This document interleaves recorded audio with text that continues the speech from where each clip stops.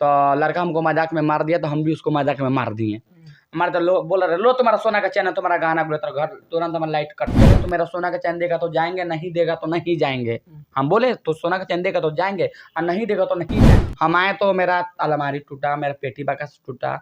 अब मोबाइल उठा कर सोचे तो भाई लड़का गया तो गया कहाँ। अभी हम मौजूद हैं मोतिहारी में हैं। जो भी अभी हमारे साथ एक शख्स है, वो शख्स कोई और नहीं, बता दे कि एक पूजा किन्नर है। ये लड़का कौन था?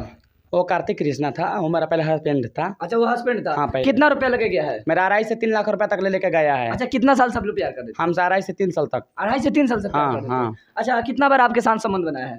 100 मरतब। 100 मरतब? हाँ, 100 मरतब। एक साथ रहते थे? एक साथ, एक खाना पीना एक में खाते थे, रहते थे। अच्छा, ये 100 बार से ज्यादा संबंध बनाया है? हाँ, 100 बार से ज्यादा। अच्छा, उनको आप क्यों बनाया, संबंध बनाने दिए, बताइए। देखिए, वो भी प्यार किया, हम भी प्यार किए। प्यार अगर होता है तभी संबंध बनता है, प्यार अगर नहीं होता तो नहीं होता है। आप करोड़ों रुपये अगर हमको दे दीजिएगा तो आपको हम हस्बैंड नहीं बना सकते हैं। अगर आपसे प्यार होगा तभी बनाएंगे। इस तरह होता है प्यार मोहब्बत में।